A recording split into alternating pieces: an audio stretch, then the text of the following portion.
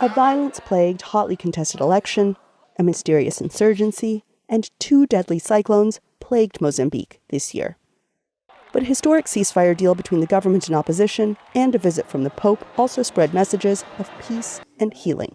2019 has been a whirlwind year for the Southern African nation, and analysts say the plot will only thicken in 2020. And of course, all of this takes place against the backdrop of this expected massive incoming windfall, which will come in the form of revenues through the liquid natural gas deposits up in northern Mozambique. So, this is a contestation not just for political power in Mozambique. This is also a contestation for the control over what could be a vast reserve of wealth for the country in the next 20 years. So really the stakes are only going to get higher from here as well. Mozambique's opposition claimed massive fraud in the October re-election of President Filipe Nyusi, which authorities deny. But the shadowy Islamist insurgency brewing in the rural north is also a main concern, says the Democratic Movement of Mozambique's Lutero Simango. We are facing so many problems. We are facing the problem of militarization that is taking place in the north of Mozambique. I'm saying the Cabo Delgado province. And at this moment that we are speaking here, we are having militarization in the center of the central country in Mozambique, in the region of Sofia and Manica.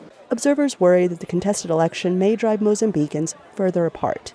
But the ruling Mozambique Liberation Front, Frelimo, won 73% of the votes this time, compared to under 52% in the last polls. Masterson says that shows Frelimo still has a great deal of support, though there are concerns about the numbers. I think that the problems really started once we saw the aggregated numbers of the registration there, which really set the platform for an election where distrust was high, concerns about the procedural and the technical aspects of the elections were elevated. Opposition politician Simango, who claims the poll was not free and fair, puts it a bit differently. When the people's will is not respected, when the people's will is not valued, when the people's will is not taken into consideration, you are creating a situation of an illegitimate government.